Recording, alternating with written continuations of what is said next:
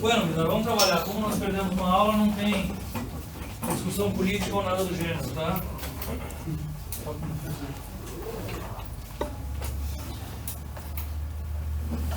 Aí nós paramos, acabamos e era isso? Nada mais? Não começamos nada aqui? Tá. Então vamos lá, pessoal. Estamos entrando então, matéria já está nova lá, já tem uma lista de exercícios, tá? Eu só peço para deixarem celulares, então se forem gravar, botem para gravar, se não, vamos deixar eles de lado. Estamos entrando em propriedade mecânica então. A partir de agora a gente muda completamente o nosso point of view, como diz o outro. A gente começa a olhar as coisas de uma maneira muito mais próxima à realidade, tá? Então a gente começa com a característica geral e no final, onde vocês têm pouca matéria escrita, é onde vem a maior dificuldade, tá? Então se liguem, vão devagar e tentem entender o que eu estou falando aqui. Então a gente vai ver uma introdução rápida e vai começar a propriedades mecânicas, não tem muito o que falar. Dentro delas nós temos algumas divisões, tá? Na verdade o que ele se fala? Que o material apresenta aplicabilidade limitada. O que ele quer dizer com isso? Que tu não pode usar os materiais em tudo que tu quer, porque eles se comportam de uma maneira diferente de acordo com a solicitação a qual eles estão expostos. Então basicamente é isso que nós chamamos de uma propriedade mecânica. De que maneira o material responde a um determinado esforço mecânico. Como os esforços são diferentes, eu tenho respostas diferentes para classes de materiais e alguns podem resistir da mesma maneira a duas propriedades ou resistir só a uma e não a outra, tá? Na verdade, o que ele te diz? Então, em termos de aplicação estrutural, que é a que mais nos interessa, nós temos o nosso comportamento mecânico vindo à baila, tá? Em termos desse comportamento mecânico, resposta a uma eventual solicitação mecânica, ele te dá alguns exemplos de itens que tu tem que avaliar. Então a gente começa... Desculpa. Ele começa a introduzir o termo resistência mecânica. Basicamente, para qualquer tipo de ensaio, a resistência mecânica é a resistência à ruptura que tu tem em relação àquele esforço, tá? Então, a rigor, tu pode ter uma resistência mecânica à fadiga, uma resistência mecânica à tração e uma resistência mecânica à compressão. De todos esses, o que mais nós usamos é o ensaio de tração. Por quê? Porque o ensaio de tração ele é mais fácil de fazer e, ele dá, e a maioria dos esforços que estão por aí, eles não são simples, eles não envolvem só cisalhamento ou só torção. Todos eles têm a sua componente tração. Então, a rigor, o que se faz? Como a componente tração em todos os esforços está presente, os caras fazem ensaios em tração e quando tu vai dimensionar o teu componente, tu bota o coeficiente de segurança nessa carga de tração. Mas 90% de todos os projetos são baseados em dados provindos do ensaio de tração, que é puxar o material e ver até onde ele quebra, tá? O que advém daí? A propriedade de resistência mecânica no ensaio de tração, tá? Isso aqui são só exemplos. A propriedade de módulo de elasticidade, se vocês lembrarem, eu falei muito para vocês de módulo de elasticidade quando eu falei em força de ligação. Aqui ele volta e é a mesma coisa, tá? E a gente vai ver por quê. Mas o módulo de elasticidade basicamente é o quanto ele deforma em relação a uma determinada carga. Esse valor deve ser constante para uma classe de material, tá? A gente vai ver por quê também, mas na verdade esse valor é constante porque a quantidade de deformação é muito pequena em relação à tua tensão. Portanto, a princípio, um aço muito duro e um aço muito pouco duro devem ter um módulo de elasticidade igual. Por quê? Porque a quantidade de força aplicada é infinitamente maior do que a quantidade de deformação que se tem. Portanto, a rigor, o valor de divisão de um sobre o outro não muda quase nada. Por outro lado, vem o valor de tensão de escoamento. Isso daqui é uma tensão, certo? Que limita a passagem do elástico para o plástico. Esse valor é muito menor e muito mais fácil de observar, ele não leva em conta uma deformação, só um valor de força. Portanto, mesmo os materiais dentro da mesma classe têm por vezes valores de tensão de escoamento diferente. Aço tal e aço tal, alumínio tal e alumínio tal, tá? Depois ele fala em dutilidade. Dutilidade basicamente é a capacidade de deformar antes de romper. Por que isso é importante em engenharia? Toda vez que tu fizer um projeto e tu deixar o teu material otimizado em termos de resistência mecânica, de resistência à tração ou de resistência a qualquer outro esforço, isso é extremamente perigoso, porque se porventura houver um defeito qualquer no teu componente, esse defeito vai se propagar extremamente rápido. Ou mesmo que tu tenha uma outra carga, diferente daquela para a qual ele está projetado, o teu material não vai resistir em nada a essa carga. Exatamente porque tu fez ele para resistir muito ao esforço principal e não levou em conta o outro. Então, na verdade, a gente quer uma utilidade para que, na eventualidade de qualquer um defeito, tu possa ver o material deformando antes de quebrar, antes de quebrar catastroficamente, tá? Então, tu pode pensar literalmente num carro. Se o teu carro fosse extremamente resistente à tração, ia ser uma beleza, tá? Porque, na verdade, o que tu ia fazer? Tu ia puxar daqui, ia puxar de lá, ia arriscar teu carro, ia fazer tudo, não ia acontecer nada. Só que qualquer batida na porta do teu carro, ele ia estourar, tá? Por quê? Porque ele estaria superdimensionado em relação à tração e não teria a propriedade de utilidade, que é o que eu quero. Por exemplo, eu não quero encostar no meu carro e fazer ele quebrar. Eu quero encostar no meu carro e de repente ele fazer isso aqui e voltar. Então o meu material tem sim que ser dútil, tem que ter alguma deformação antes da ruptura. Mas isso aqui são exemplos, tá? Daí ele fala em outras reações a outro tipo de carga, que não as reações estruturais. Então ele fala também em processos térmicas magnéticas, e essas a gente não está na baila agora, tá, pessoal? Então tudo isso advém de algumas coisas do que a gente viu antes, que é a relação processo de fabricação, estrutura e propriedade. Essas propriedades, então, voltando, podem ser mecânicas, físicas ou químicas, é o que ele fala aqui. Propriedades físicas, elas não têm uma relação muito grande com microestrutura. Por quê? Porque, na verdade, as propriedades físicas, elas têm uma relação grande com ligação atômica, com ligação química, tá? O cara conduz ou não conduz, não interessa se eu dobrei ou não dobrei, não interessa se eu bati ou não bati, o cara conduz porque fisicamente ele foi feito para conduzir. Ele é um material metálico que tem os elétrons livres que vão te conduzir, certo? Se eu dobrar, endurecer ou amolecer, ele vai continuar conduzindo, tá? A princípio, propriedades químicas também têm uma relação muito maior com a tua estrutura química, com a tua ligação química. Enquanto que as tuas propriedades mecânicas, elas têm uma relação extremamente grande com microestrutura. Por quê? Porque além da força de ligação atômica, tu tem que pensar no teu sistema cristalino, que também influi em resistência mecânica. Na verdade, vocês podem pensar que o material cúbico de corpo centrado deforma menos do que o material cúbico de face centrada. Então tem uma influência do teu sistema cristalino, bem como a união desses sistemas cristalinos em termos de defeitos, ou seja, contorno de grão, também pesa extremamente na tua resistência mecânica. Então o que ele mostra nesse triângulo aqui, pessoal? Que as propriedades, sim, têm uma relação muito grande com a estrutura, certo? Principalmente físicas e químicas com estrutura atômica e um pouco com estrutura cristalina. Quando eu chego em propriedades mecânicas, eu tenho uma relação muito grande com a microestrutura. A cristalina também entra, mas muito mais com a microestrutura. Em termos de partículas de segunda fase, em termos de tamanho de grão, em termos de tensionamento do teu reticulado cristalino e coisas assim, tá? E mais ainda, nesse triângulo ele te mostra também que os processos de fabricação pesam sobremaneira na tua estrutura, na tua microestrutura, tá? O exemplo típico é, se eu te der um metal líquido, fundir e largar, ele vai ter uma estrutura, uma microestrutura ruim, porque o grão não vai ser controlado. Por outro lado, se eu pegar esse mesmo material, aquecer e deformar várias vezes, eu vou fazer o material deformar, recrescer não. Eu vou deformar o meu material, alongar o meu grão, gerar discordâncias. Essas discordâncias vão caminhar, vão virar uma nova fronteira de grão.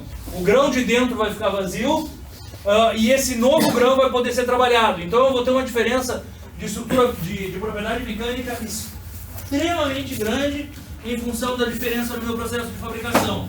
Tá, pessoal? Não me cabe detalhar eles todos de novo, mas o grande exemplo é o teu material, é o teu eixo fundido e o teu eixo forjado. Na verdade, quando tu está no teu processo de forjamento, como tu implica em grandes deformações, tu tem muita redução do grão do teu material, tá, pessoal? Então a tua homogeneidade estrutural é muito grande ali dentro.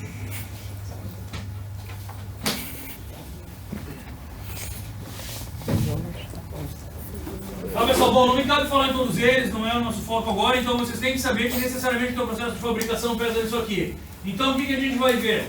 Uma introdução às propriedades mecânicas e depois a gente cai direto no que mais nos interessa. O primeiro deles é o nosso diagrama tensão-deformação, que necessariamente é dado pelo ensaio de tração. Claro que alguns outros ensaios podem te gerar esse diagrama tensão-deformação, só que especificamente para aquele carregamento. Tá? O mais genérico deles é o tração, que também te gera um gráfico tensão-deformação. Só para que eu lembre, o que é tensão? força sobre área. E deformação é o quanto ele alonga. Assim é que vai plotar o meu gráfico. Tá? Então isso daqui tração, carregamento uniaxial e lento. Depois a gente deve comentar a dureza. Por que dureza, pessoal? Porque a rigor, quanto mais duro o teu material, maior a tua resistência à tração. Não é uma relação completamente direta, mas em 99% dos casos ela existe. Então o teu material que muito resiste tem uma grande dureza. O que acontece? Se o teu material está duro, para tu saber se ele está duro ou não, tu tem que apertar e ver o quanto ele resiste a ser apertado. Na verdade a gente aperta isso aí. É a nossa primeira aula, né? Depois da mudança. Só tenta te ligar.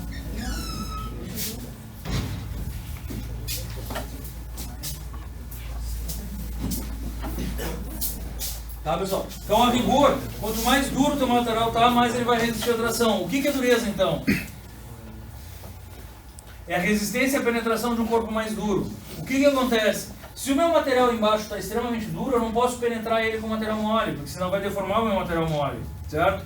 Por outro lado, se o meu material está extremamente mole, eu não posso penetrar ele com duro demais, porque senão eu vou deformar uma área muito grande.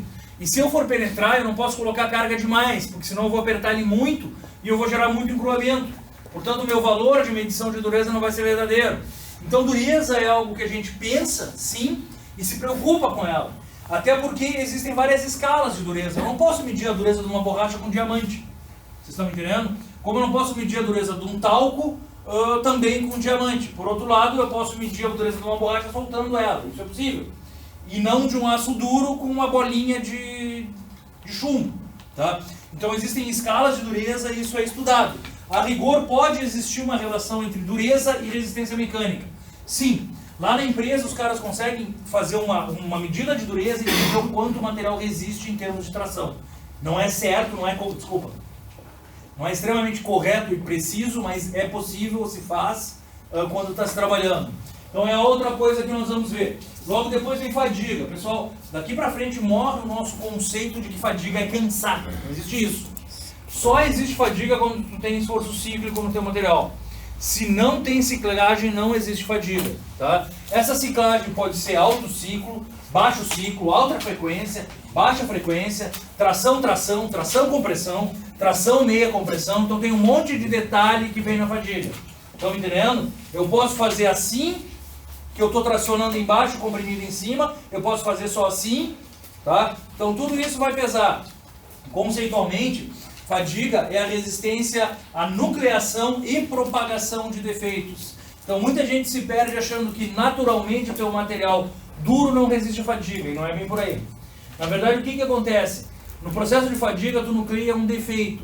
A cada carregamento, tu aumenta a carga na ponta desse defeito. Então, na verdade, mesmo que o teu carregamento seja baixo, esteja lá no teu regime elástico, como tu tem um defeito concentrando tensão, na ponta dele a tua carga está infinitamente maior do que a que ele aguenta. Então, na verdade, o que acontece? Ele deforma plasticamente na ponta do defeito a cada ciclagem. Certo? Então, na verdade, eu tenho sim uma deformação plástica na ponta do defeito a cada ciclagem. Mas a minha carga, ela é baixa. É uma carga de regime linear elástico. Desculpa, é uma carga de regime elástico. Tá? Baixa.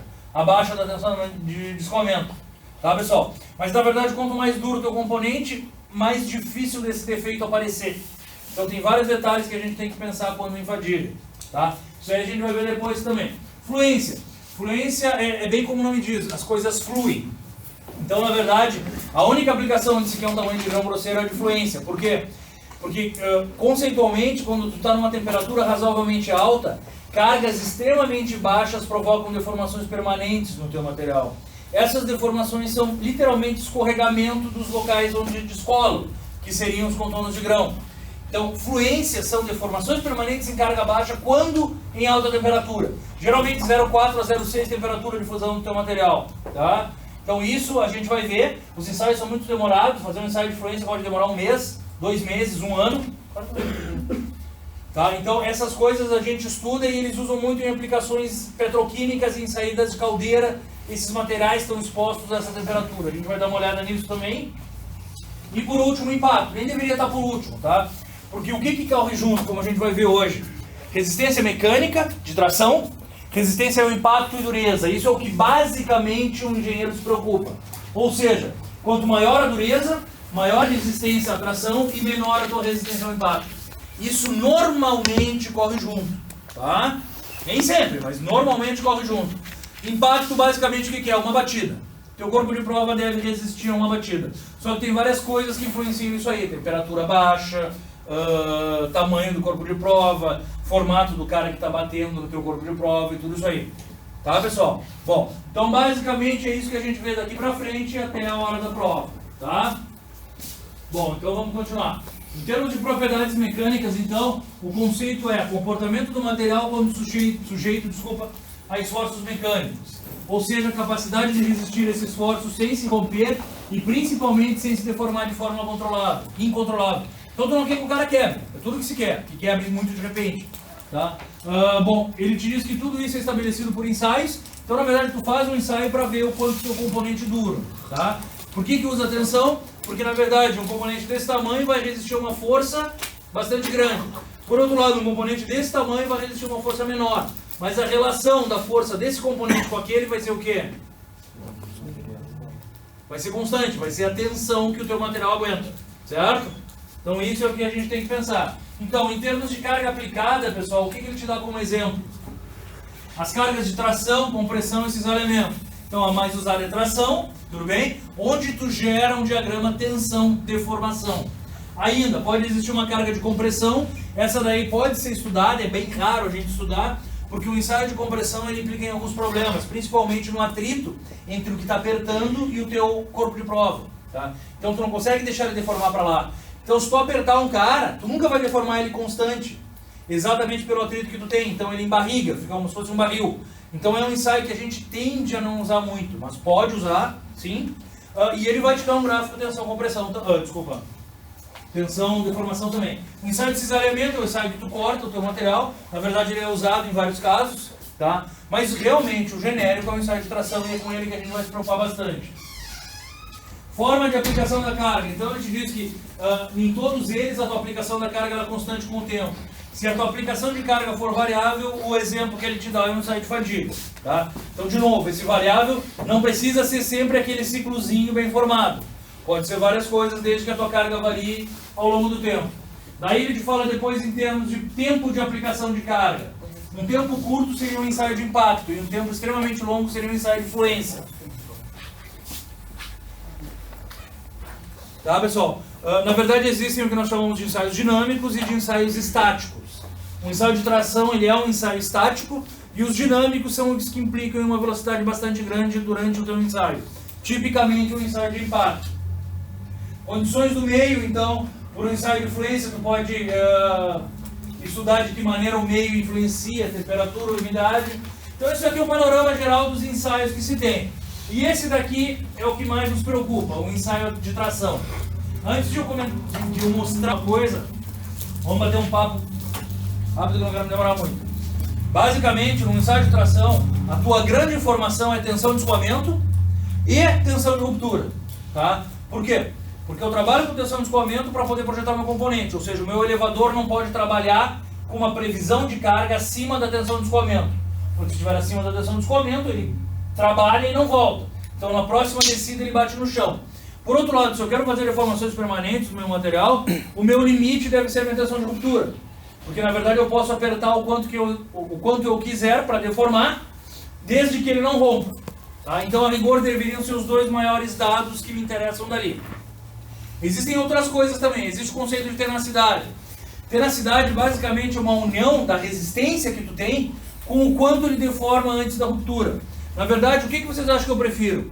Um aço que aguente 500 e deforme 1 milímetro ou um aço que aguente 500 e deforme 7 milímetros? Na verdade, o que eu quero é a área debaixo da curva, é o que eles chamam de tenacidade. Por quê? Porque esse cara, além de resistir muito, ele ainda dá uma deformada antes de romper, e eu consigo ver isso. Portanto, toda vez que ele deforma antes de romper, ele não é frágil, e eu nunca quero um material frágil. Tá? Então, a princípio, a gente pode começar a pensar no conceito de tenacidade e não só no de resistência, tá bom? Bom, o ensaio de tração, como é que ele se baseia, pessoal? Tu faz um corpo de prova padrão, principalmente em engenharia mecânica, Claro que existem normas, usualmente nós seguimos a norma, mas a gente não é obrigado a isso. Tá? A rigor, tu pode sair de norma desde que tu compare um cara com o outro da mesma maneira. Ou seja, se eu quiser tracionar uma bolinha, eu traciono.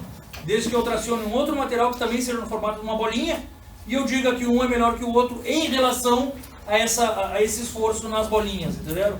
Eu não poderia variar os formatos. Mas seja como for, existem normas que te indicam como normalmente todo mundo faz um ensaio de tração. Usualmente, para tu saber a resistência do teu material, que é só escoamento ou ruptura, é um corpo de prova de 25 mm de diâmetro e 100 mm de comprimento. Como é que é o corpo de prova do ensaio de tração? Ele deve ter roscas na parte de cima para pegar em alguma garra de máquina, tá? E logo depois ele deve descer para um diâmetro menor. Por que o diâmetro da parte de cima tem que ser maior do que o de baixo? Ou por que o diâmetro da rosca tem que ser maior do que a parte de ensaio dele? Para concentrar a tensão, não, Fran.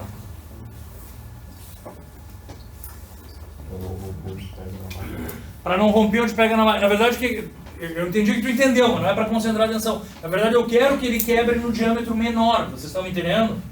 Por quê? Porque se ele quebrar onde está pegando na máquina, eu não sei o que eu estou vendo. Se eu estou vendo a resistência do material, ou se eu estou vendo se a minha rosca é muito fina ou muito grossa. Ou se, sei lá o que, eu tenho furo na rosca, ou se, não sei. Então, a rigor, o corpo de prova padrão, ele tem um tamanho de diâmetro maior aqui, e depois ele reduz o diâmetro para quebrar nessa zona reduzida. Mais ainda, geralmente eu tenho um raio de concordância da parte mais grossa para mais fina. Por quê?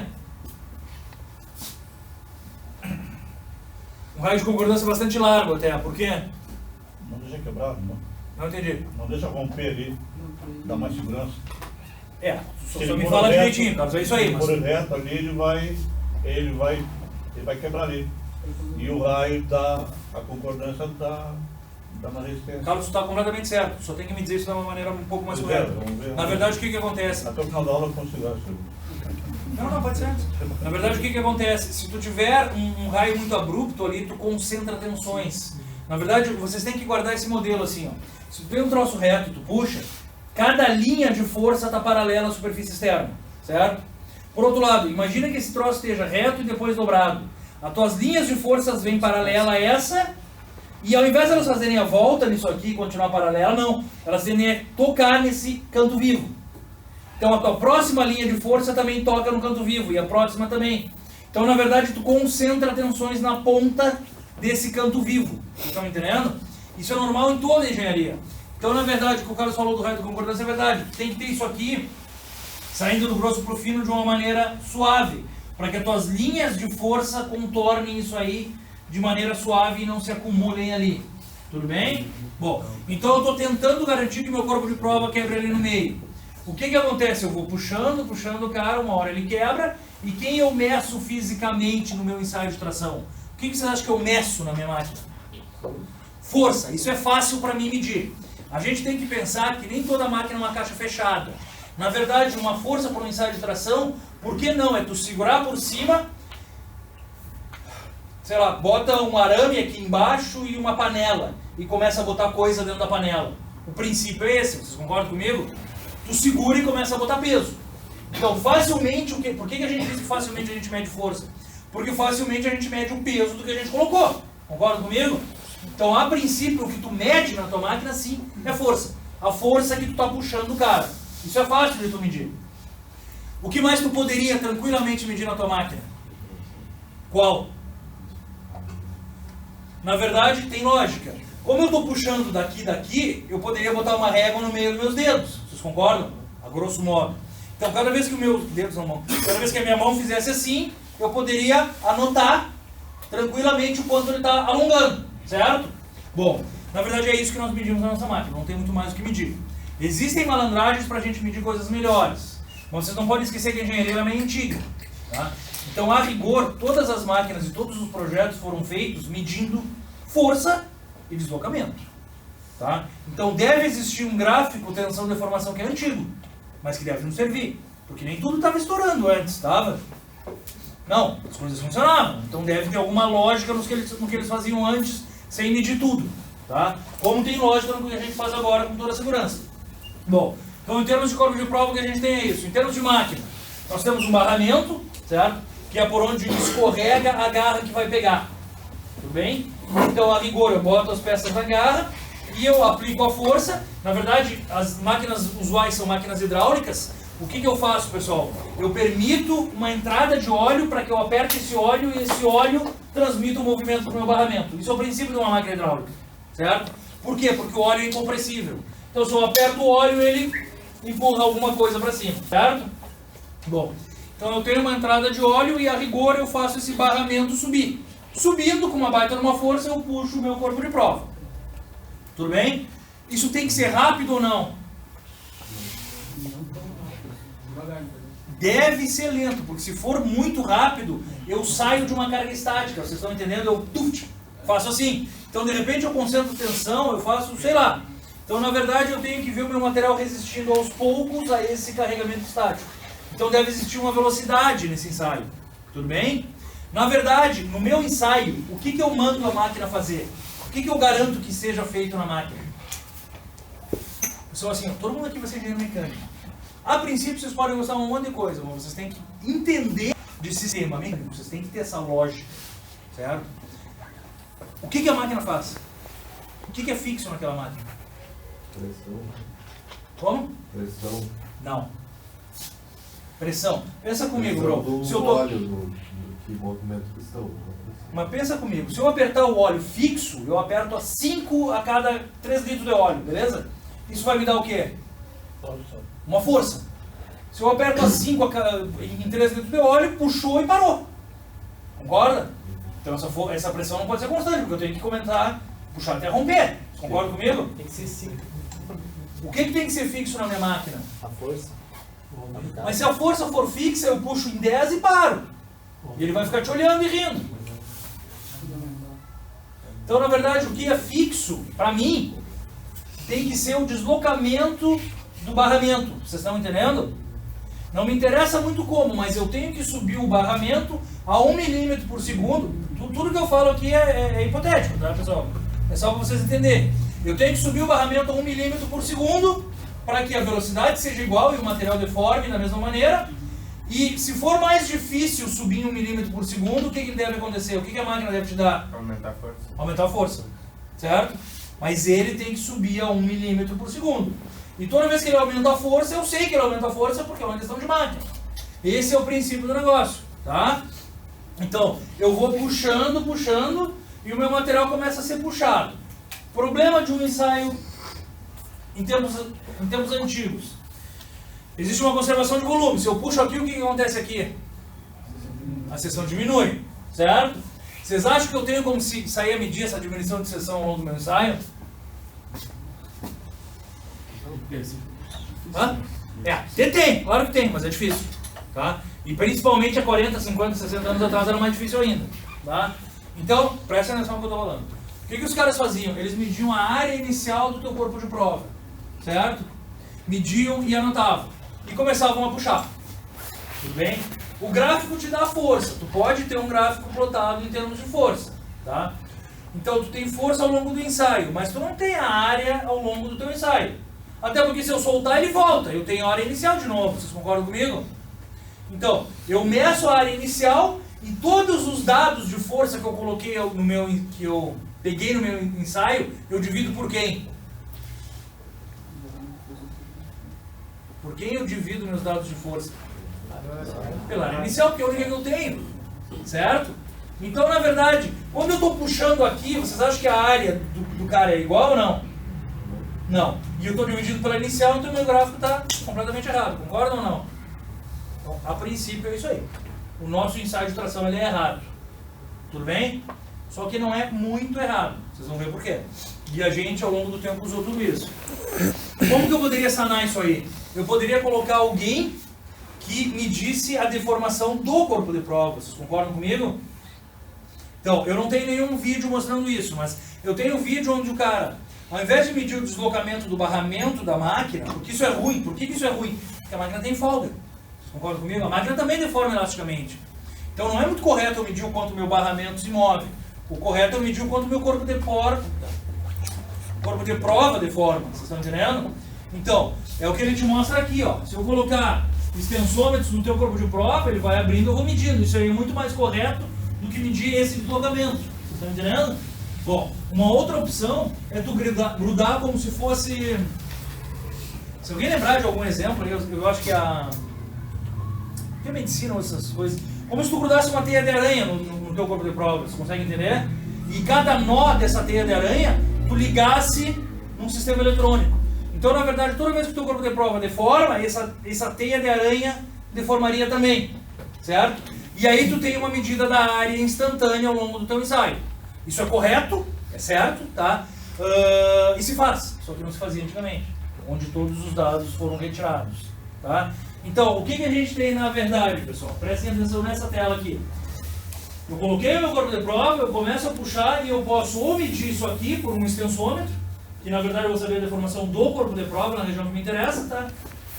O cara vai puxando, vai puxando. Na verdade eu posso pensar que isso aqui vai girando, ó pessoal, em termos de mecanismo, né? Se esse fuso vai girando, isso aqui vai subindo com o fuso, estão entendendo? E eu vou pressionando o meu corpo de prova. Em termos de gráfico, o que eu obtenho? O cara entrando no teu regime elástico, certo? E se eu parar por aqui, o que acontece? Ele volta. Por outro lado, se eu chegar num dado limite onde a curva muda de inclinação, eu digo que eu estou chegando no meu ponto de escoamento. O que é escoamento? Na verdade, o que vocês acham que está acontecendo no regime elástico, em termos de defeitos? Andando. Senhores? Cara, o nucleou nenhum defeito ainda, né? Não nucleou nenhum defeito ainda do toro elástico. Você tá me entendendo? É a tua ligação química que está aguentando. Então eu puxo, solto e ele volta. Certo? Como se fosse um elástico, uma mola, sei lá o quê. Bom, então aqui eu estou puxando e o cara está voltando. Portanto, tudo isso aqui, ó pessoal, está deformando da mesma maneira, concordam? Vai, puxo para cá, reduz para lá, se eu soltar, volta no tamanho inicial. Quando chega aqui, ele vence essa força de ligação e algo detona, certo? Portanto, gera algum defeito. Na verdade, o que ele te diz? Ele começa a aguentar e uma hora ele vê assim, pô, não aguento mais. Daí eu deixo o plano escorregar. Só que se eu sou mole, eu deixo o plano escorregar, mas ele, de um jeito ou de outro, interfere uma discordância com outra e levanta a minha atenção de novo. E depois escorrega de novo e assim vai. Então, na verdade, eles dizem que tu tem o que tu chama de escoamento, que é uma região clara de transição entre o elástico e o plástico. Nessa região de transição, tu tem aumentos pequenos e diminuições, tu tem aumentos e quedas pequenos de tensão. Então, tu faz assim, como se fosse um serrilhado ali, certo? E deforma uma quantidade razoavelmente grande. Depois começa a crescer no teu regime plástico, certo?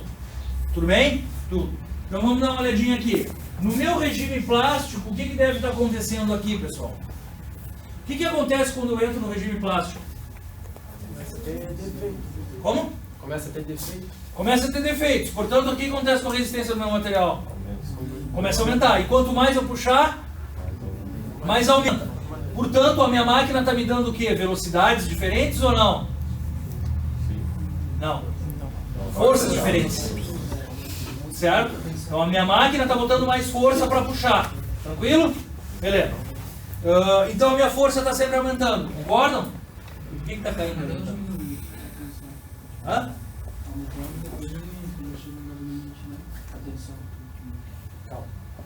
Então todo mundo concordou que a minha força está sempre aumentando. Concordam? Se eu estou sempre dividindo pela mesma área inicial, a minha tensão está sempre aumentando. Por que não é o que mostra ali? A área está diminuindo. Mas antes também estava diminuindo a área.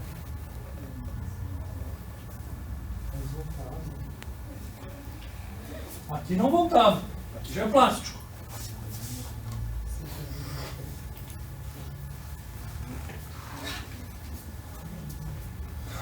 E aí, vamos lá? Você está deformando mais. Tá deformando mais, mas não é por isso que a força cai. Se deforma mais, aguenta mais. Se aguenta mais, a força tem que ser maior.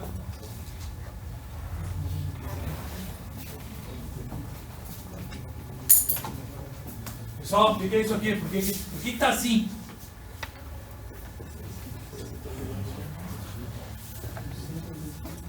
Hã? As discordâncias não fazem mais... Não tentem me enrolar, pessoal. Sabe ou não sabe? O que vocês acham que acontece isso aqui?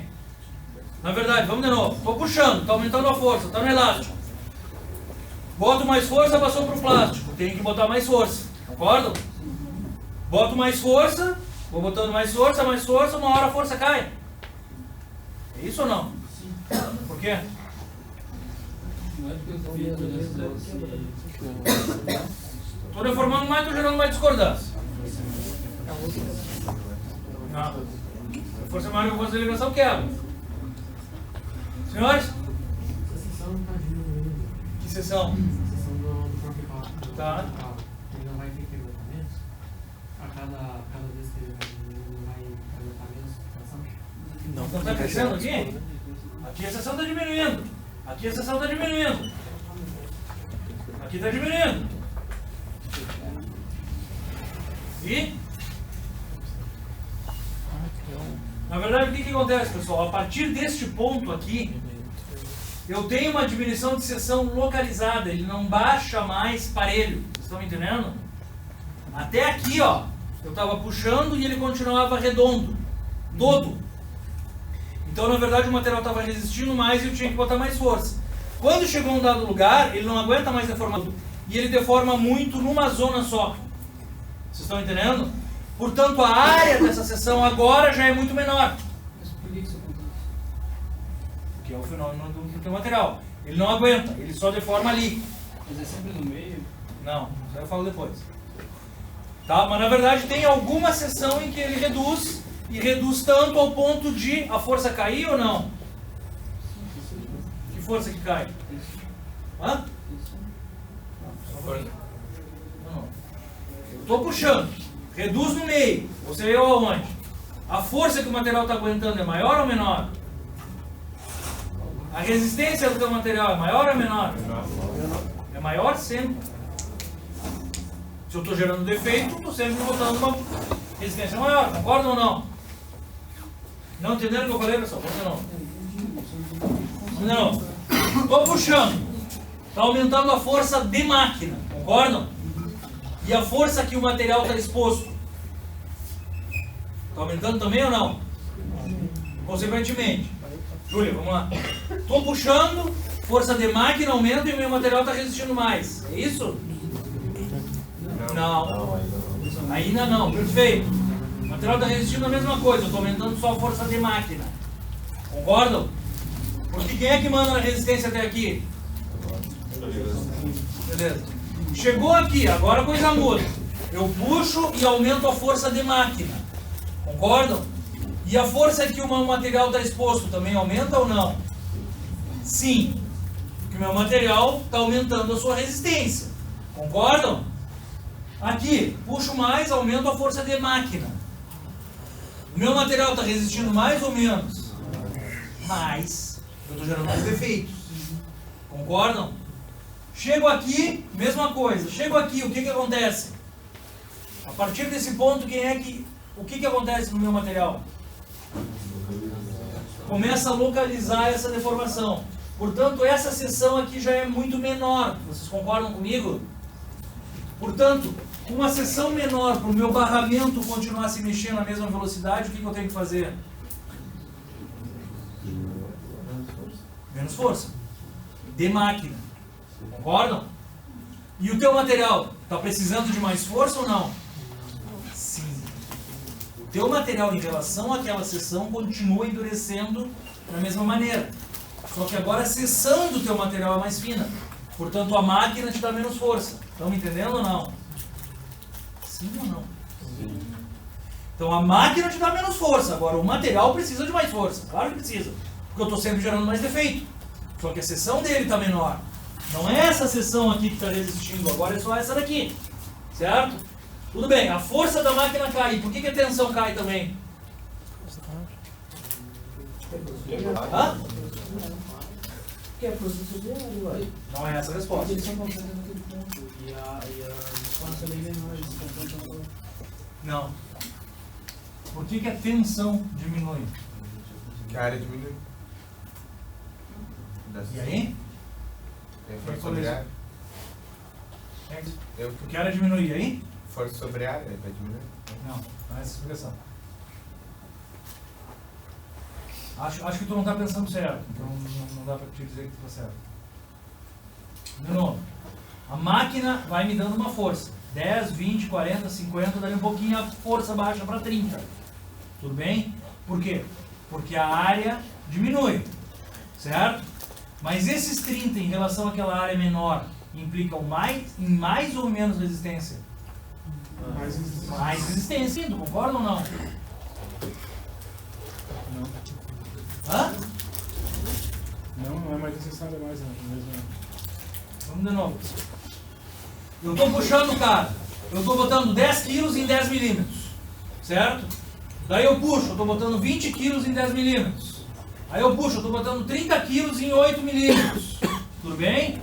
Aí eu puxo mais, eu estou botando 40 quilos em 7 milímetros. Aí eu puxo mais um pouquinho. Agora eu estou botando 20 quilos. Só que a área reduziu para quanto? Sei lá, reduziu muito mais. Certo? Só que a relação dos 20 quilos com o que reduziu deve dar mais ou menos do que a relação anterior. Tem que dar mais. E aumenta a resistência conforme a... Porque aumenta, conforme o quê? Conforme a área do material. Não, conforme a área não. Conforme a deformação. Conforme a deformação. Conforme o número de defeitos que tu gera nele. Sim, a área que ele está depois de ter gerado os defeitos. Tá, mas é que A tu pode me falar área assim, não é que aumente deve ser conforme a menor. área, não. Aumenta a resistência conforme o deformation e defeitos. Tá? Então, se o teu material está resistindo mais, a tensão deveria subir, concordam ou não? Eu vou ter que botar em número isso aqui, se vocês não estão respondendo, não está rolando. Vamos lá. Vamos botar, só me ajudem no meu cálculo.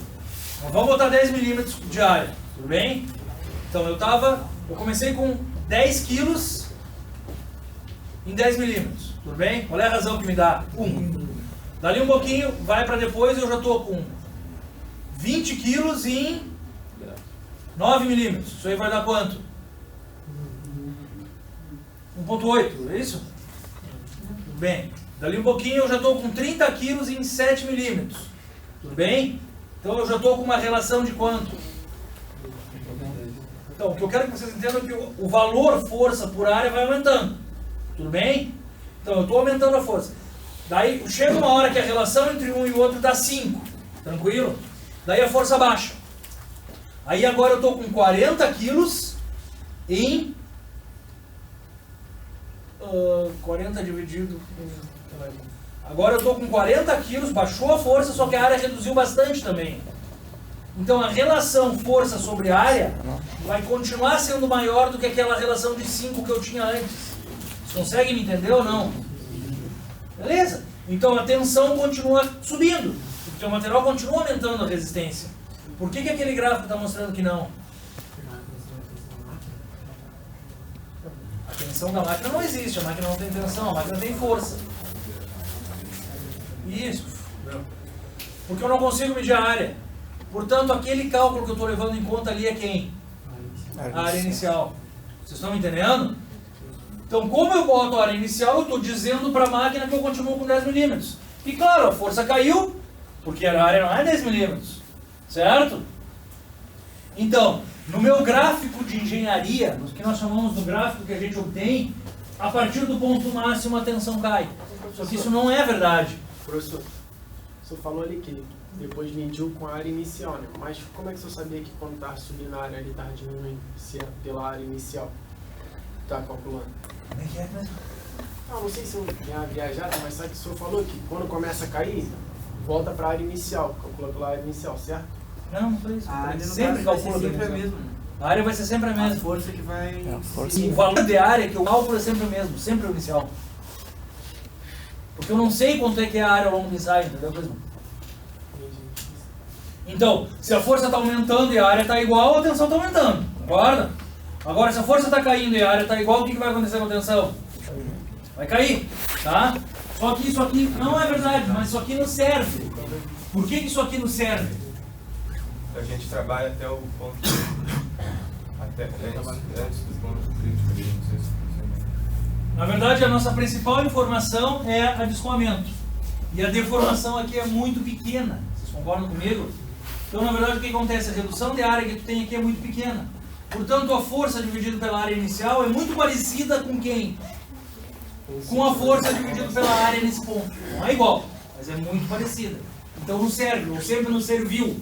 Vocês estão me entendendo? E esse ponto aqui, como é que eu faço para saber esse ponto? Hã?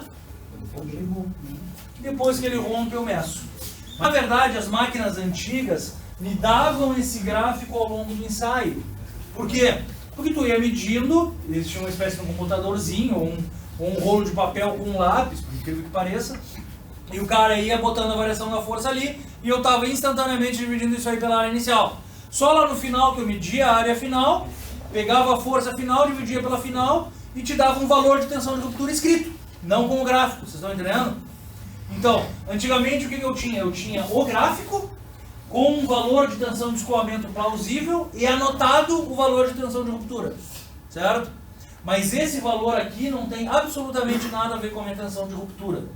Então isso daqui é o que nós chamamos de gráfico de engenharia, certo? Por quê? Porque era o obtido nas máquinas de engenharia antigamente. E o gráfico real e verdadeiro eu colocaria um strain gauge ali, medindo a área do meu corpo de prova. Como é que teria que ser esse gráfico aqui? Não entendi falar? Como? Seria subindo. Crescente, sempre crescente. Certo? Só uma pergunta, a partir de onde ele ia começar a ser diferente desse? Hã? Já perguntei isso em prova e tive que zerar a questão. Ele é sempre diferente desse. Porque sempre eu tenho uma redução em área. Pode ser pequeno, concordam? Mas sempre é diferente desse. Tá? Então eu já vi muito engenheiro me botar que chega no M e muda por causa da restrição. Não. Tá? Na verdade, ele deve começar com uma diferença muito pequena aqui, ó. E aqui já vem aumentando, aumentando, aumentando. Tá? Pessoal, então essa é a explicação básica para que vocês entendam. Eu me propus a colocar alguns vídeos, a turma de cima gostou e é legal vocês verem. Não sei como é que vai rolar o tempo. Mas o que eu vou mostrar hoje, se faltar, eu completo a aula que vem. O que tem de interessantes nesses vídeos agora? Na turma anterior, que teve aula e vocês não, infelizmente, eu errei na primeira aula e eu trouxe alguns vídeos de tração, que eu vou tentar fazer sempre possível, de engenheiro civil. E para piorar, eu tenho uma engenheira civil natural. Mas eu trouxe os vídeos e isso não é legal para nós, porque são barras de construção civil com... Ela ainda veio me dizer que eu estava falando errado, que não são ranhuras, são... O que tem nessas barras de construção civil? Nervuras. Não são ranhuras, são nervuras. Então essas barras são nervuradas e realmente elas têm nervuras para aumentar a tua resistência, tá? E os materiais dessas barras são os materiais bem endurecidos para não acontecer nada quando tu traciona. Então não é bem o nosso caso, tá? Mas eu tenho eles aqui, então com vocês eu vou fazer uma sequência que eu entendo correta para que vocês entendam bastante da coisa.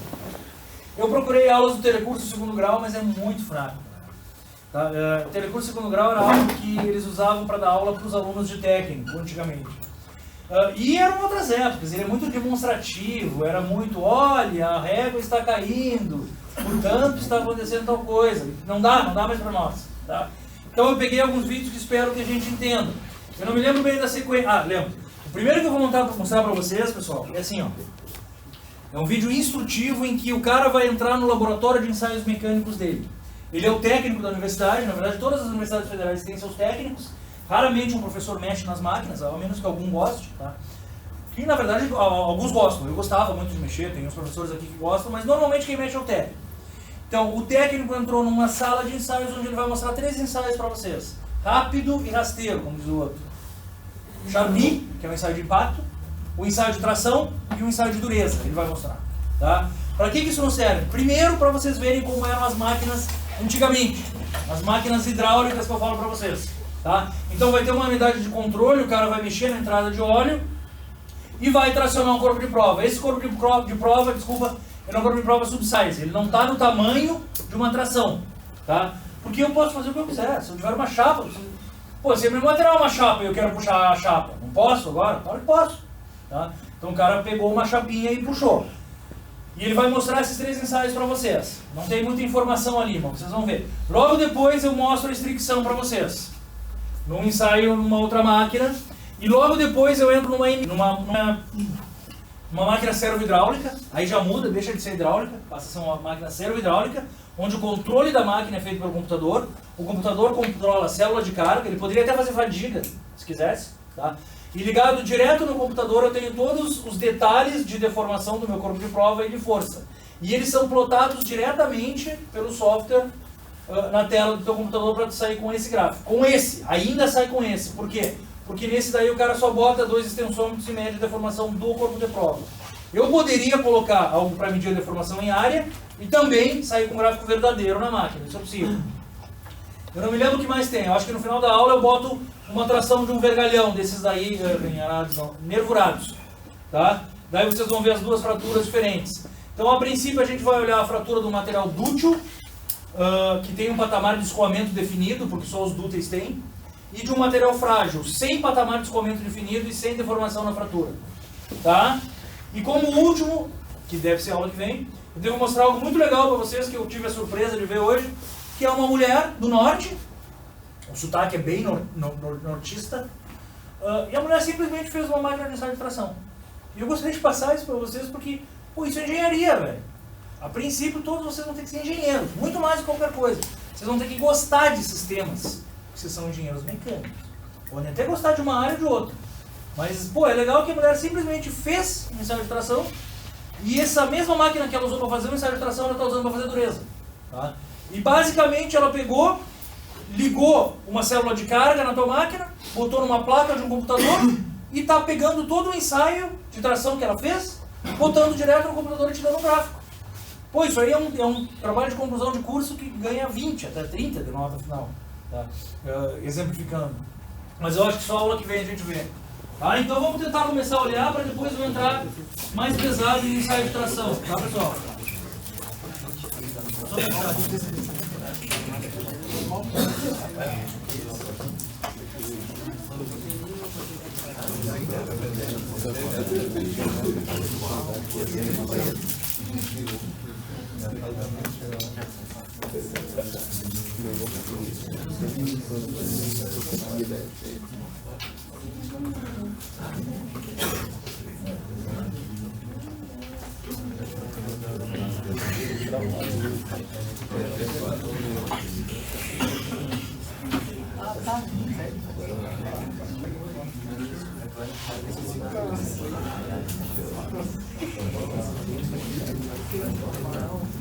Coronel Publicidade. Meu nome é André Rocha, sou técnico do laboratório, responsável pelos laboratórios de tecnologia mecânica, de ensaios mecânicos e mecânica dos fluidos.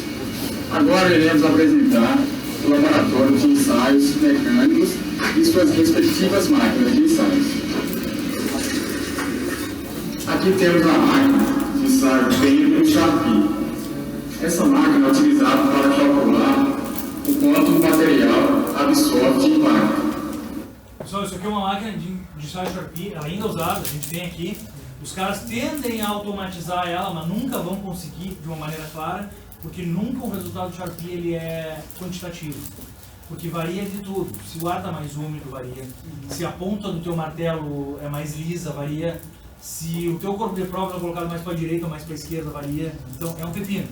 Mas qualitativamente o Sharpie trabalha muito bem e a gente ainda usa isso aqui. Na verdade eu tive problemas com essa máquina porque um funcionário meu uma vez rateou e o martelo pegou na cabeça dele. Eu cheguei muito no meu carro, mas levei o cara para o hospital sangrando mesmo. Então se toma alguns cuidados nessas coisas. O princípio, qual vocês acham que é? Larga o negócio. Não, princípio físico. Diferença de energia potencial. Estão me entendendo ou não? Então tu tem uma energia potencial.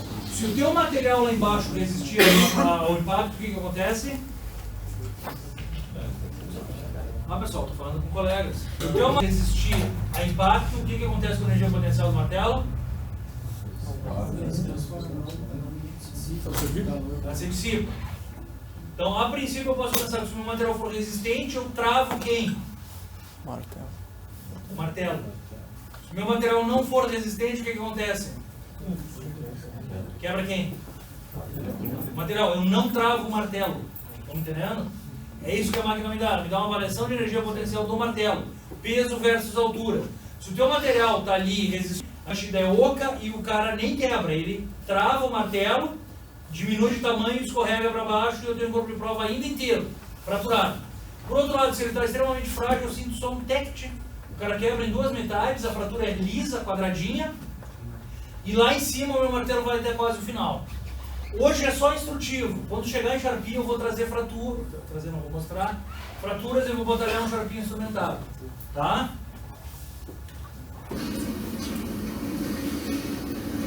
Temos aqui o cutelo. Ele é responsável para ver o quanto o material consegue absorver o impacto. Essa determinada base é onde o material, onde o corpo de prova é colocado. Essa máquina é muito utilizada para calcular vários lotes de materiais, quantos eles conseguem absorver o impacto da energia. O cutelo, ele é bem difícil nessa base, devemos tomar cuidado para não ficar na direção onde o cutelo vai descer. Por isso tem essas proteções aqui, que é colocada na determinada distância para que os alunos mantenham esse longe.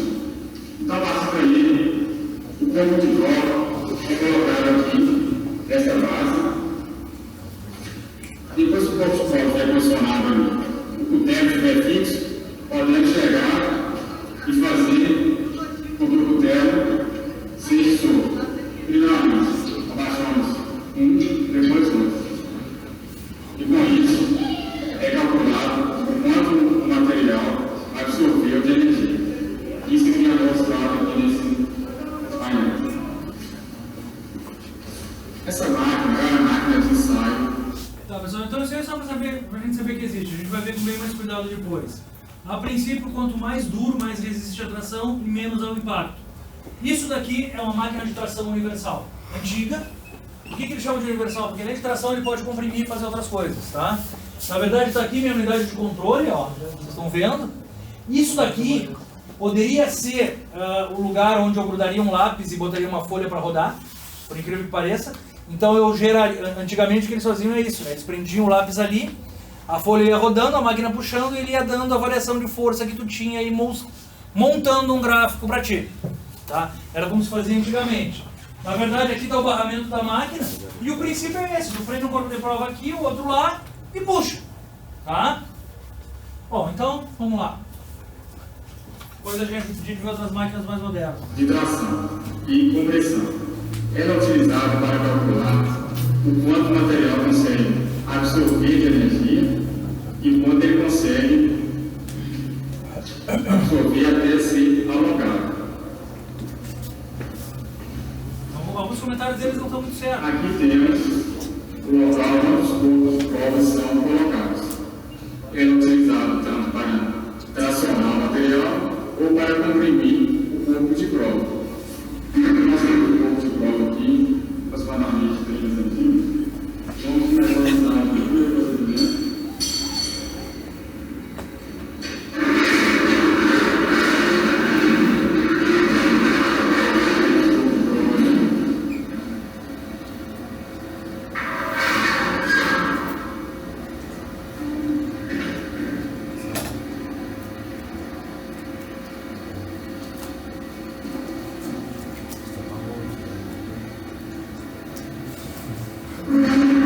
Ela mete a manta, assim, ó.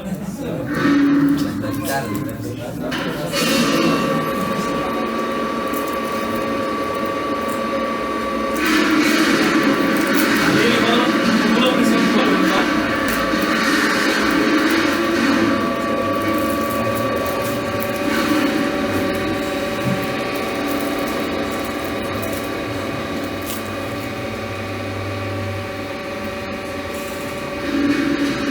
Vocês entendem como é que era antigamente? Eles tinham um relógio com dois ponteiros, na verdade. O de força carrega o outro. Quando quebrar, o que acontece? O de força desce e o outro fica na força final para tu verificar se estava tudo bem. Tá?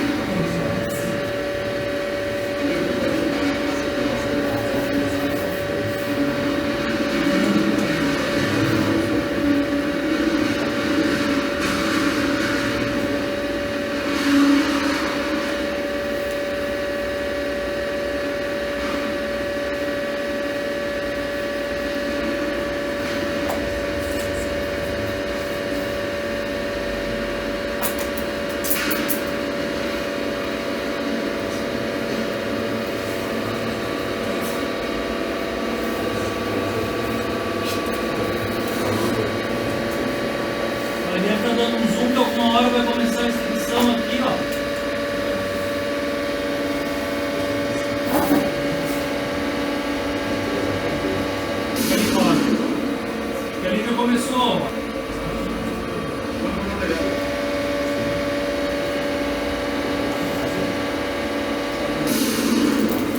Tá, então ele dá uma diminuída, esse material até que aguentou, tá?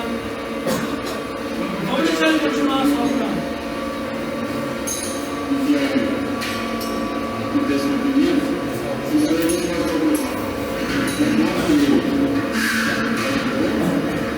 Isso a gente vai calcular o quanto que ele teve de rompimento, principalmente o material dele.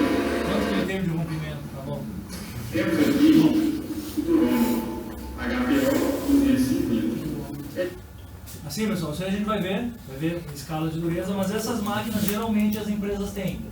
Geralmente eles têm um durômetro só, mas pode ter 2 ou 3, cada um numa escala. Então, basicamente, nesse daqui, o cara vai colocar a tua peça ali, vai fazer a impressão de uma calota, e para saber a resistência, ele vai medir a área dessa calota. É esse o princípio da coisa. Tá? Enquanto que no outro ele mede direto, creio eu. Ele só mede a força para penetrar.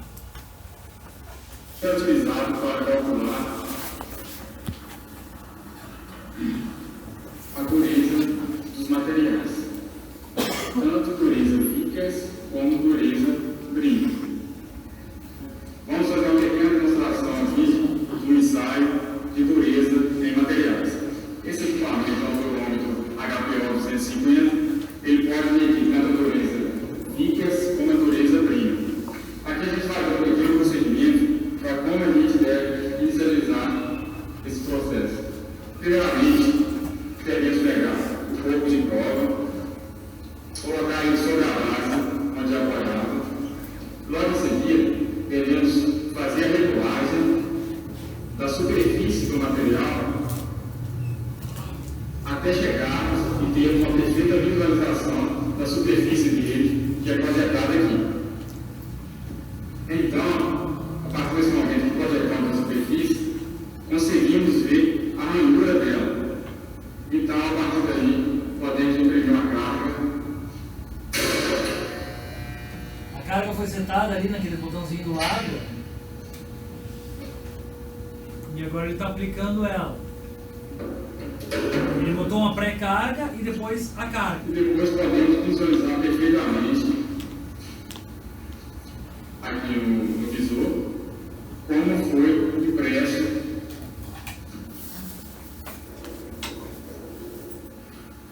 esse pequeno pontinho impresso aqui, uma forma que a gente pode visualizar. Medir tanto a largura da calota como a altura e o diâmetro dela. Isso é usado. Isso é o que eles chamam de dureza Brin, cada dia está menos usado, porque é um saco, tá? Mas a princípio, muitas empresas ainda têm isso aí. Para calcular a dureza dos materiais. Temos aqui outro durômetro utilizado para calcular a dureza Vickers e dureza Brin. Tá errado também, não é Brin, não. Lá é Vickers e Rockwell. Tudo bem. Pelo menos vocês estão vendo o que é um durômetro. Tá? Outro equipamento que temos aqui. Isso daqui não nos interessa. É utilizado para. Tá, então deixa eu inverter com vocês. Ó. Peraí.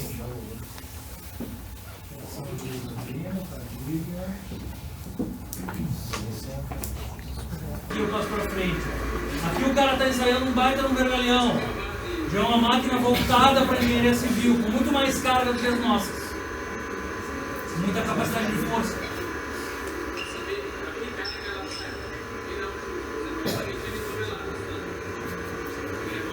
Vocês veem que tudo é tão velho quanto, ó.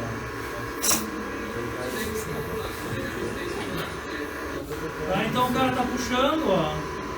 Tá ali o vergalhão, ó.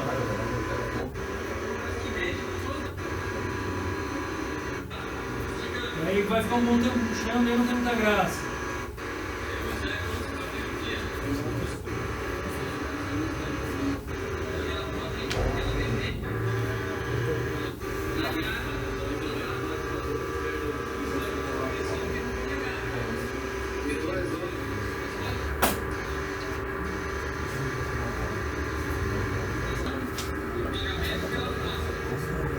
Ah, não é o que quebrou, ele tá pegando outro.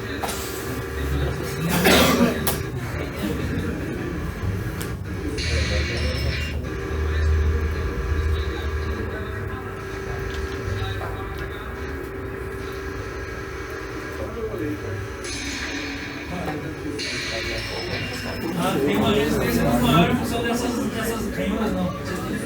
Nervuras. Então, se vocês olharem, pessoal, ó, essa fratura que ele vai te mostrar agora tem muito pouca deformação, olha ali, ó.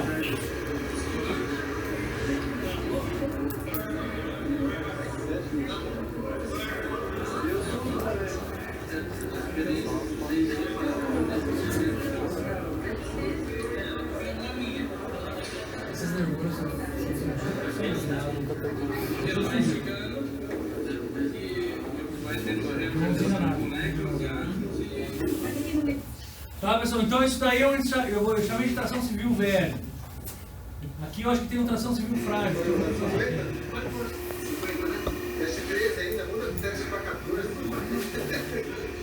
Tá, aqui já é uma máquina mais nova, da civil, em que o vergalhão é para aguentar muito. Ó. Tá saindo o teu gráfico ali. E o cara tá indo, ó, 40 toneladas, 50 toneladas, 1.500 toneladas, pô, vai. Tá, já é uma máquina bem melhor, ó. E vamos dar uma olhada na ruptura.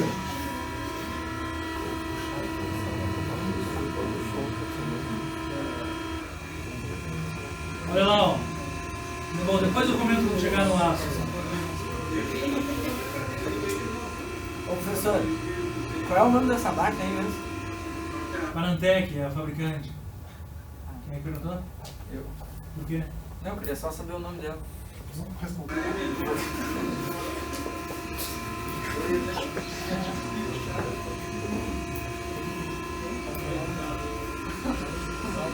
Ah não, já quebrou? Eu não vi a quebra ali. Vocês viram onde é que foi?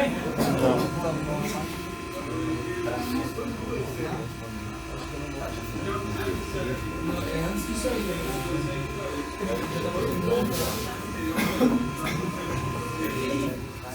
Aí já quebrou. Passar de 150 toneladas. Vai estourar.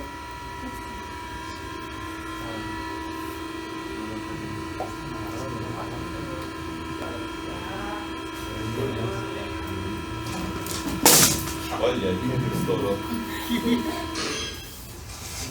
Ó, se vocês olharem ali, ó, ele rompeu lisinho, ó, pessoal, tá vendo?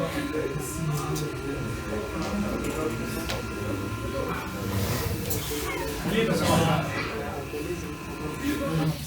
Bem no final ele mostra a base.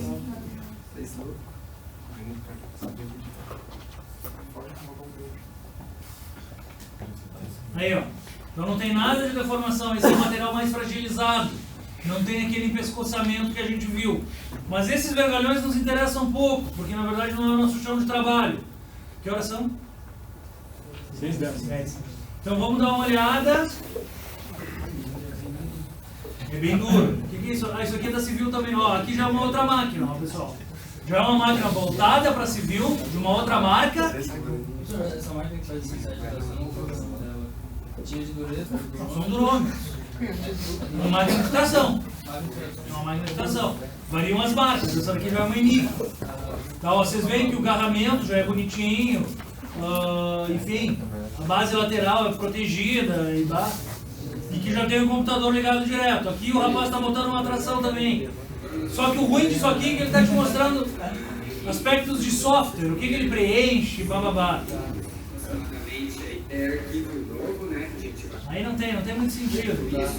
Tudo que ele preenche para te dar o insight. Tá ali o vergalhão, ó.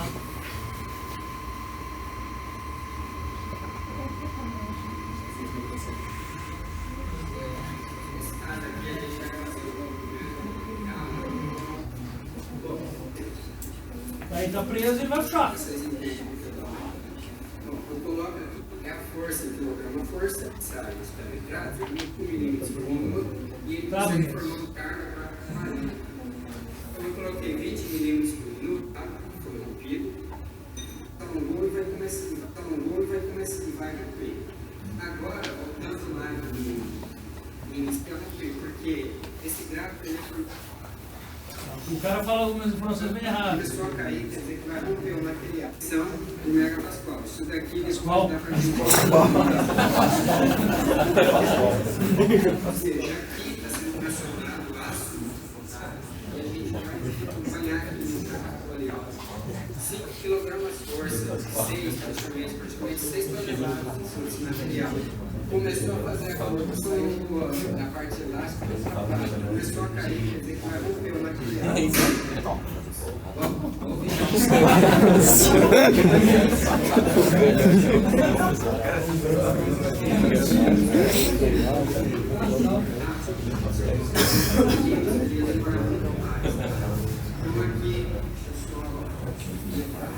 Bom, tá ali a fratura, ó, já é uma fratura bem diferente, ó. O material bem mais mole, tá?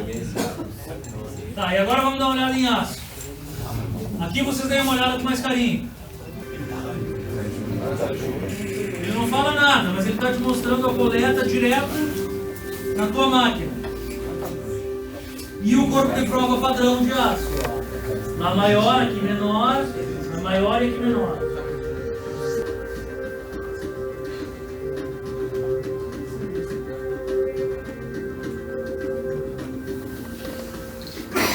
Ó, ali deve começar a mostrar a fricção em algum lugar. Aqui, ó. Estão vendo?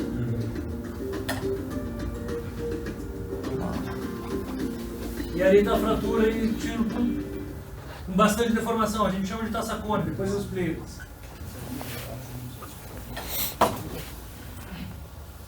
E... é o 3 agora? Bom, esse 3 já é mais interessante de olharem. Ele está em inglês, tá? The tensile test. First test, material. O inglês é um pouquinho mais claro.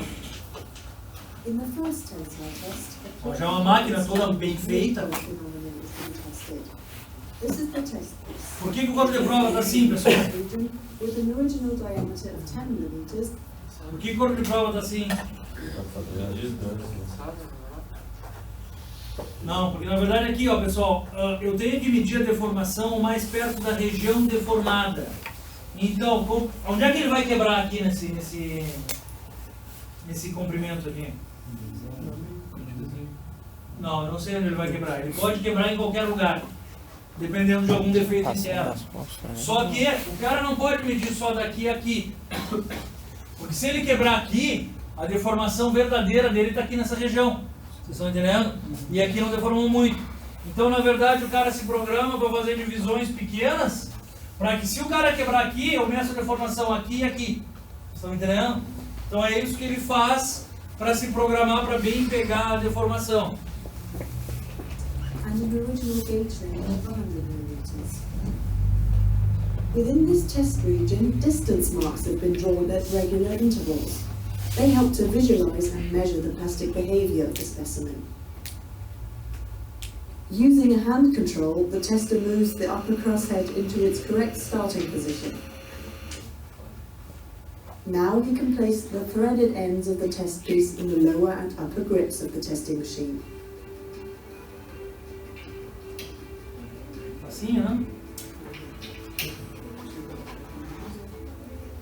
In the next step, he swings the extensometer into its working position and checks that everything O is cara traz a correctly situação por prepared. fora, não tinha visto isso ainda.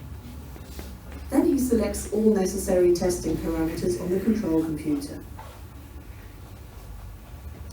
Ready. The test starts and the extensometer's sensor arms are carefully pressed onto the test piece. This way, the gauge length can be measured throughout the whole tensile test. The gauge length is displayed at the bottom right-hand corner of the screen. At the beginning, it amounts to 100 millimeters.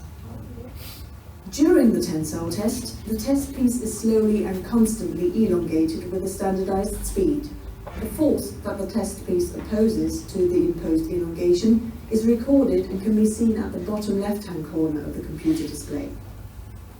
The material behavior can best be observed in a force elongation diagram. The force F is being plotted upwards on the vertical axis, the elongation delta L towards the right on the horizontal axis. Rapidly. Force and elongation are proportional and form a steep, straight line in the diagram. In this area, the material behaves elastically. If the test piece were to be unloaded from this area, it would spring back completely to its original length. In materials with yield point phenomenon, the end of the elastic area can be seen clearly. The plastic deformation starts abruptly and is accompanied by a sudden drop of force. If the test piece were to be unloaded... Aqui, ó, só um comentário para vocês. Na verdade, a facilidade dessas máquinas mais automatizadas, como essa daqui, é que o gráfico ele vai te dando um zoom. Isso daqui é muito pequeno, só que tu está enxergando ele muito grande. Na verdade, isso aqui é só o começo do serrilhado. Quando ele pegar mais dados, vocês vão ver que ele vai começar a automaticamente diminuir o tamanho. São as vantagens que tu tem em ter um controle todo automatizado, não, todo digital do teu ensaio, tá? Na verdade aqui, ó, ele está indo reto, está chegando no teu limite de escoamento e está começando a aparecer ele aqui, tá? Professor, Now, it would not... sabe quanto custa uma máquina dessa, mais ou menos? Sim. Quanto? 500, 600 mil dólares, daí pra fora, daí pra baixo, depende. Existem fabricantes nacionais, existem japonesas, existem americanas, alemãs. A mais cara, assim, tu sabe? Você já viu o preço? Cara, as mais caras são as alemãs, cara, são muito robustas, assim. Eu acho que são as não, as mais caras são as americanas. Tia, tu bota 700, 800 mil dólares. Porque geralmente as mais caras vêm com outros módulos. Tu simplesmente troca as garras e faz fadiga. Tu simplesmente troca as garras, bota um forno e faz fluência. Então, pô, o negócio é... várias máquinas dentro de uma são várias máquinas dentro de uma possibilidade só, entendeu? Então o dinheiro vem lá em cima. spring back to the original length, but instead show a permanent elongation.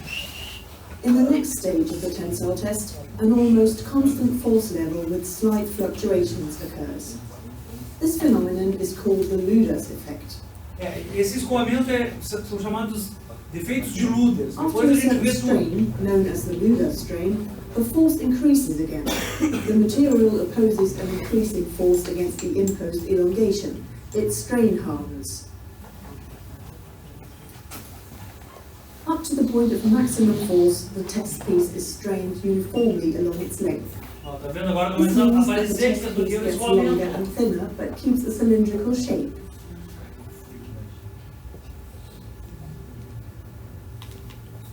As soon as the maximum force is reached, a neck begins to form at one point of the test piece. All further plastic deformation now only takes place at the neck, and eventually the test piece fractures there.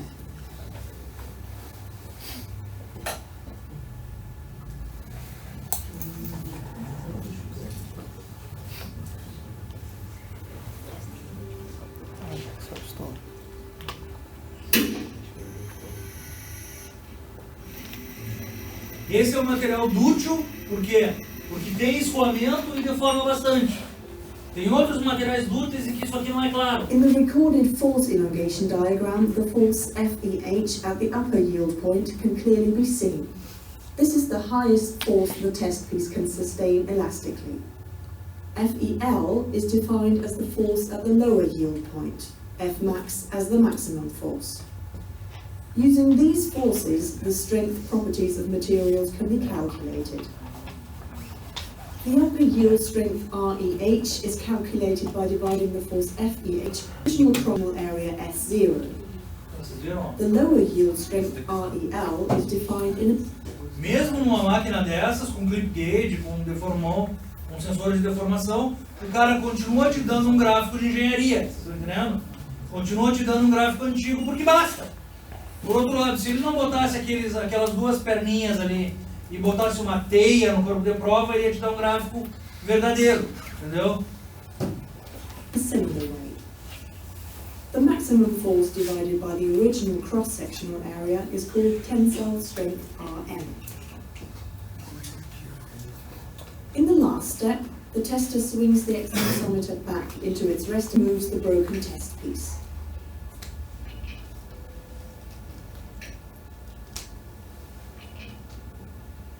On the work table, he puts the fragments back Aí together. que ele mediria a área With the final. help of the distance marks, the percentage elongation after fracture can be determined. This is the permanent strain after fracture and amounts to about 30%. Vocês viram como alonga? Olha aí, ó. Please Esse era o note corpo de prova that inicial. percentage elongation after fracture depends on the length to diameter ratio. By measuring the smallest diameter at the point of fracture, the percentage reduction of area can be calculated. It describes the reduction of cross-sectional area at the point of fracture in relation to the original cross-sectional area. In the second tensile test, a material without yield point phenomenon Agora vem o material sem esse yield point, sem a clareza no escoamento. Deve ser um material um pouco mais duro. is to be tested. In this case, it is a precipitation-strengthened aluminium alloy. Na The verdade, isso aqui é um test piece alumínio. has exactly the same shape and dimensions as the specimen in the first test. É. It is cylindrical, with an original diameter of 10 millimeters and an original gauge length of 100 millimeters. After fitting the test piece into the testing machine and panning the extensometer into its working position, the test can start.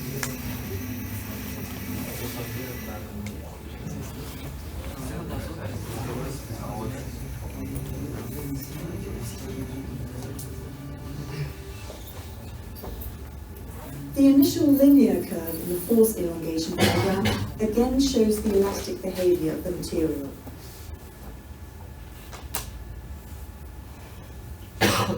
But this time, the end of the elastic area is not revealed by a sudden drop of force or any distinct change. There is a smooth and gradual transition from linear elastic behavior to plastic deformation. In the further course of the tensile test, the force increases and the test piece again is strained uniformly along its length. At the point of maximum force, a neck develops, and all subsequent plastic deformation is confined to this neck until fracture finally occurs there.